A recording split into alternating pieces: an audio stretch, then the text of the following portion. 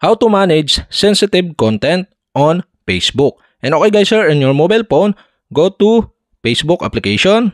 Here in Facebook homepage, go to menu on the lower right side on your screen, tap menu. Here in menu, on the upper right side on your screen, tap the gear icon. Okay, you'll have to do tap this.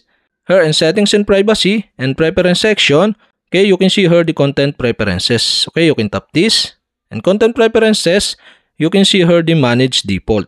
Okay, you can manage the content we take action on so people are less likely to see it. Okay, you'll have to just tap the manage default. Here in manage default, you can see here the sensitive content. And the sensitive content is set into default. Okay, to manage this, you'll have to just tap this. And the pop-up below are show. So you can set the sensitive content into default or you can set into show less. So I decide to set into show less. And after that, tap the save button. And another, you may see less. Okay, sexually suggestive content, certain violent or graphic content, people who repeatedly share posts that go against our community standard.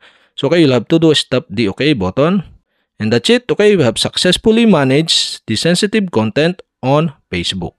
And okay guys, if you have a question, kindly comment below. And don't forget to hit the subscribe button and the bell to notify you if I have new video. Okay, thanks for watching.